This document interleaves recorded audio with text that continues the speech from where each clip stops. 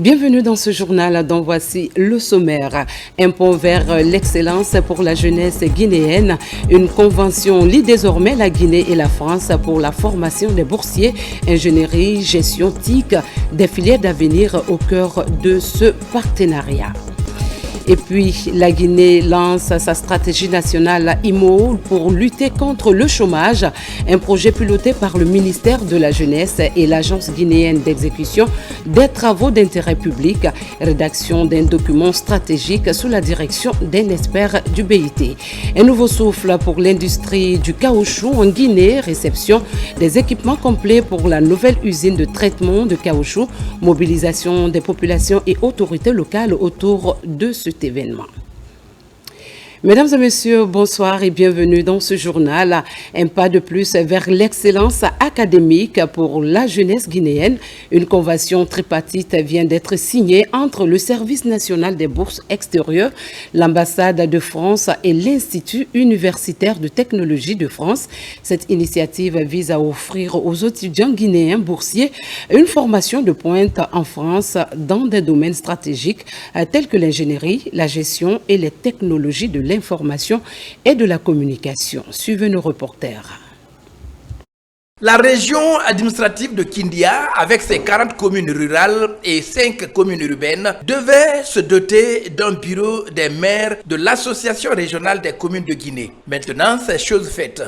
Avec la supervision de l'Agence nationale de financement de CAL, les 4 membres du bureau régional des maires de l'association ont été élus. J'ai été choisi par mes pairs des 10 collectivités que compose la préfecture de Kindia pour porter leur voix au niveau supérieur, c'est-à-dire à la région et au niveau de l'Association nationale des communes de Guinée, si Dieu le voudra très bien.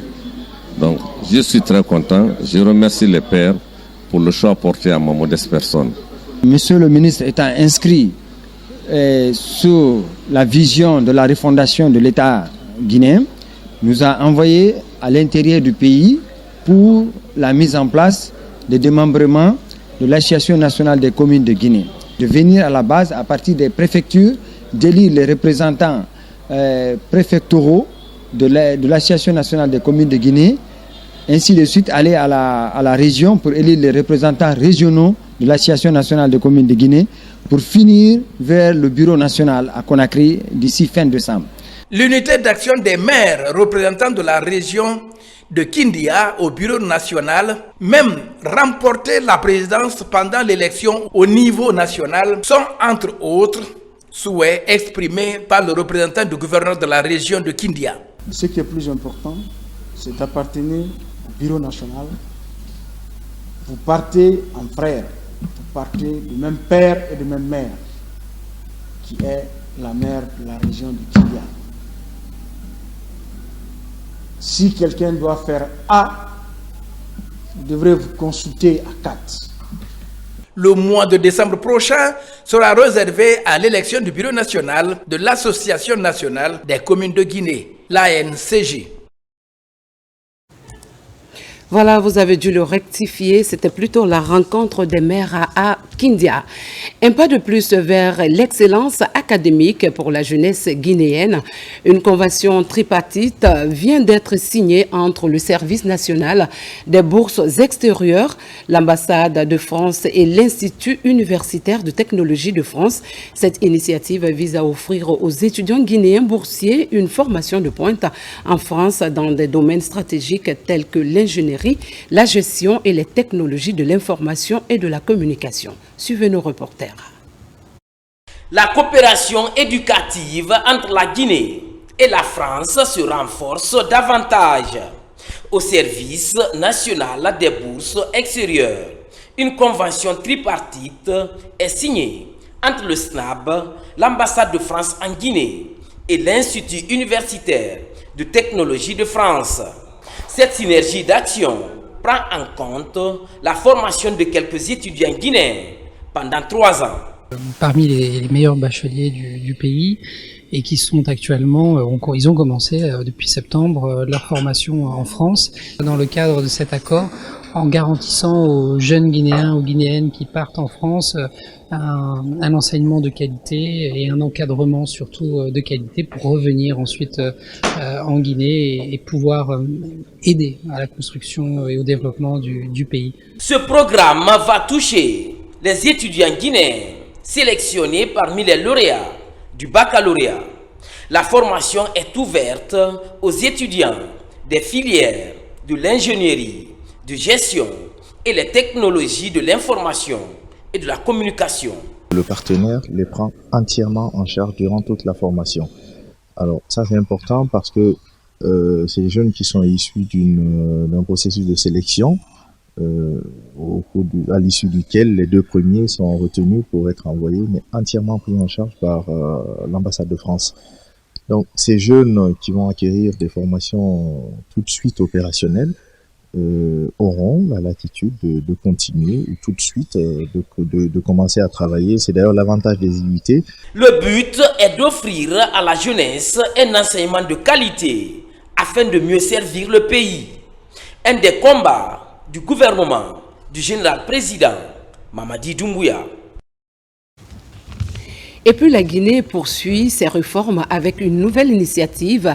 Le ministère du Budget, à travers le guichet unique, lance le Port Community System, une plateforme qui vise à moderniser et digitaliser des échanges commerciaux. Cette plateforme a été présentée à tous les acteurs impliqués dans le processus, marquant ainsi un tournant vers l'efficacité et la transparence. Mohamed Seyassona. C'est une révolution profitable à la mobilisation des recettes publiques.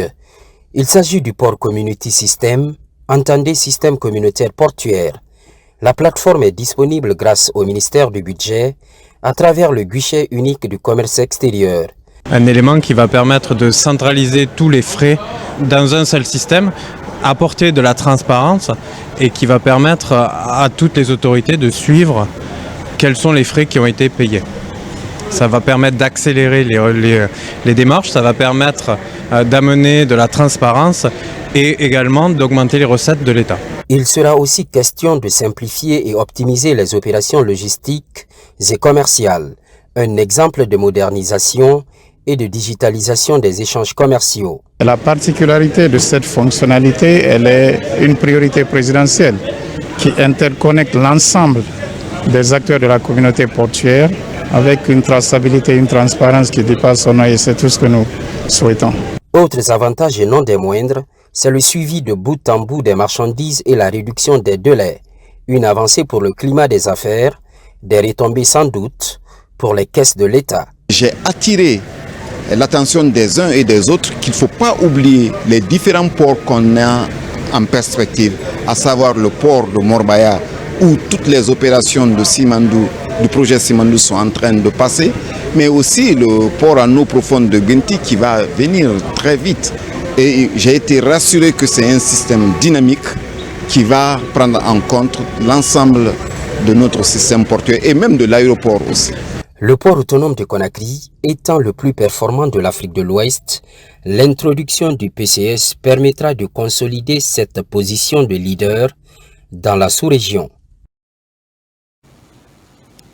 À Abidjan, le rideau est tombé sur les travaux de la CGCI Académie 2024, un rendez-vous incontournable pour le secteur privé africain. Pour cette 12e édition, le thème retenu, quelle est l'industrie des services pour stimuler la performance des économies africaines, a rassemblé des organisations patronales venues de tout le continent. La Guinée y était représentée par la Confédération générale des entreprises de Guinée. Falilou Diallo, envoyé spécial. Lors de cette deuxième journée de la CGC Académie, le hall de l'Hôtel Ivoire est transformé en une véritable foire des hommes d'affaires et entrepreneurs venus du continent. Mais cet événement économique fut marqué par une cérémonie de clôture riche en partage d'expériences où des sportifs considérés comme des modèles de réussite pour les nouvelles générations ont été célébrés. Nous venons de finir la cérémonie de clôture. C'est les messages inspirants d'athlètes de haut niveau, malheureusement tous ivoiriens, mais qui ont montré que vraiment le travail, le courage, je dirais même presque l'obstination sont des éléments, des valeurs très très importantes pour réussir et surtout ne pas se décourager. Avec la CGECI et vraiment chaque année c'est toujours une agréable surprise de voir le dynamisme de l'entrepreneuriat ivoirien et africain de manière générale. Ce que je peux dire, c'est que dans l'Alliance des patronats francophones, le continent africain et notamment l'Afrique de l'Ouest est particulièrement dynamique et on compte sur l'entrepreneuriat de ces pays-là pour dynamiser les flux économiques dans l'espace francophone. Plusieurs institutions financières et pays membres des organisations internationales ont pris part à cette 12e édition. La CGC Academy 2024, sur plus de 25 sessions et 12 panels et autres activités de lobbying. Nous avons beaucoup appris, nous avons compris que dans un premier temps, pour que l'industrie des secteurs joue un rôle principal au sein de nos économies, il faudrait d'abord mettre en place et encourager un cadre collaboratif entre le secteur public et le secteur privé. En même temps, parallèlement, essayer d'apporter une dynamique de modernisation, de digitalisation de nos outils. Pendant 48 heures, les acteurs du monde des affaires du continent et les partenaires au développement ont examiné toutes les pistes de solutions pour l'industrie des services en Afrique. Plusieurs recommandations ont été faites pour améliorer le climat des affaires sur le continent. À la société guinéenne de palmiers à huile et DVA, l'heure est à l'effervescence. Réception des équipements complets de la nouvelle usine de traitement de caoutchouc pour la relance de ce secteur stratégique. L'événement a réuni les populations riveraines et les autorités locales. Le chef du département, Félix Laman, a saisi l'occasion pour appeler les planteurs à s'unir derrière la politique gouvernementale pour redynamiser ce patrimoine national. C'est un reportage de nos correspondants basés en région forestière. À la société guinéenne de palmiers à huile et DVA, c'est la course contre la montre qui est engagée avec la réception des matériels complets de la nouvelle usine de traitement de caoutchouc. Un événement grandeur nature mobilisant population riveraine et autorités locales. L'occasion pour le chef du département Félix Laman d'exhorter les planteurs à accompagner la politique du gouvernement visant à redynamiser ce patrimoine national. Je suis très satisfait du niveau d'avancement des travaux. Dans 8 mois, cette nouvelle usine sera opérationnelle et nous allons pouvoir continuer à développer cette usine de la Sogipa. Et surtout, c'est pour aussi le bien des communautés environnantes qui travaillent ici. Il faut dire qu'ici à la Sogipa, il y a 4000 employés. Donc c'est 4000 familles qui sont impactées directement, mais indirectement aussi il y a des emplois qui sont induits, soit à travers les transporteurs ou à travers les plantations familiales. Donc c'est un fleuron, on va dire, de l'économie de la région forestière, mais de toute la Guinée en général. Dans la cité du palmier à huile et DVA, c'est la joie et l'espoir au sein des populations de Guinson. Des espoirs fondés notamment sur la concrétisation du rêve de tout un peuple de voir ce patrimoine commun retrouver son image d'antan. La population des communes rurales de Djeké et de Biamon s'en réjouit et remercie les membres du gouvernement pour les efforts consentis dans la réalisation rapide de cette usine de grande capacité qui pourra considérablement contribuer à l'amélioration des conditions de vie de l'ensemble de nos communautés. De la joie pour les populations locales, de l'assurance pour le conseil d'administration de la Sogipa, l'installation de la nouvelle unité industrielle marque le début d'une nouvelle ère dans cette société créée en 1987. Monsieur le ministre, je tiens à exprimer ma profonde gratitude à vous en tant que ministre de l'Agriculture et de l'Élevage et à l'ensemble de vos collaborateurs pour leur accompagnement et appui constant à la Sogipa. Nous félicitons et encourageons la direction générale et tous les travailleurs de la Sogipa pour les efforts conjugués par rapport au niveau d'avancement très appréciable dans la construction de la nouvelle usine de traitement de caoutchouc de 6 tonnes heure qui est un investissement capital pour la relance et l'avenir de la Sogipa. Une fois achevée, la capacité de production de la Sogipa passera de 2 à 6 tonnes de coagulants par heure. Une bouffée d'oxygène pour cette unité industrielle guinéenne dont la qualité des produits est très recherchée sur le marché international. La Guinée fait un grand pas dans la lutte contre le chômage et le sous-emploi, particulièrement chez les jeunes, avec la préparation de son premier document de stratégie nationale dénommé IMO, Haute Intensité de main-d'œuvre, piloté par le ministère de la Jeunesse et de l'Agence guinéenne d'exécution des travaux d'intérêt public.